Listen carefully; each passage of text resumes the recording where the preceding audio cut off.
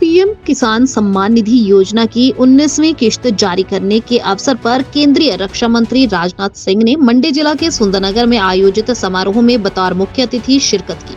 इस अवसर पर किसानों को संबोधित करते हुए केंद्रीय रक्षा मंत्री राजनाथ सिंह ने कहा कि भारत की अर्थव्यवस्था लगातार सुदृढ़ हो रही है और वर्ष 2027 तक भारत विश्व के टॉप 3 देशों में शुमार होगा। उन्होंने कहा कि जब से केंद्र में मोदी आए हैं, अंतर्राष्ट्रीय स्तर पर भारत का कद बढ़ा है। दूसरे देश अब भारत को गंभीरता से लेते हैं, जबकि वर्ष 2014 से पहले ऐसा नहीं था।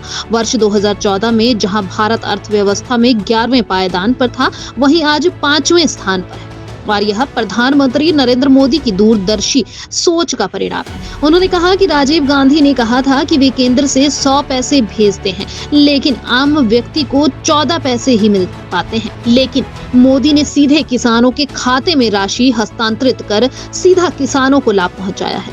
देश में 25 करोड़ लोग गरीबी रेखा से बाहर हुए हैं। इस दौरान उन्होंने कहा कि प्रदेश में 9,73,000 किसानों के खाते में 180 करोड़ की राशि 19वीं किश्त के रूप में भेज दी गई है। प्रधानमंत्री मोदी जी के आने के बाद, उनकी सरकार बनने के बाद अंतर्राष्ट्रीय जगत में भारत की प्रतिष्ठा बढ़ी है, भारत का कद बढ़ा है। अंतर्राष्ट्रीय मंचों पर भारत कुछ बोलता था तो दुनिया वाले भारत की बातों को जिस गंभीरता पूर्वक लेना चाहिए नहीं लेते थे, लेकिन आज अंतर्राष्ट्रीय मंच पर भारत कुछ बोलता है तो सारी दुनिया कान खोलकर सुनती है कि भारत बोल क्या रहा है। यह भारत की हैसियत सारी दुनिया में बनी है।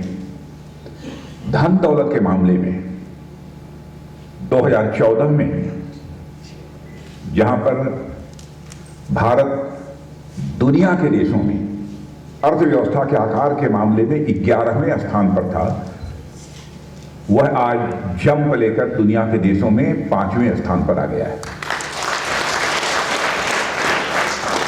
भारत ही नहीं, दुनिया की सारी फाइनेंशियल फर्म्स, जितनी वित्तीय संस्थाएं हैं, अब यह दावा कर रही हैं कि अब इस सच्चाई को कोई नकार नहीं सकता है कि 2027 प्रारंभ होते होते ही, यानी 2 साल के बाद, हमारा भारत धन दौलत के मामले में, यानी इकोनॉमी की साइज, अर्थव्यवस्था के आकार के मामले में दुनिया की टॉप 3 कंट्रीज में आकर खड़ा हो जाएगा। एक अमेरिका होगा, एक चाइना होगा, तीसरा भारत होगा। आज के इस कार्यक्रम की मैं विशेषता आपको बतलाना चाहता हूं कि बहनों भाइयों, पहले आपने देखा होगा, मैं किसी की आलोचना नहीं कर रहा हूं, हालात जो पहले थे केवल उसकी मैं चर्चा कर रहा हूं।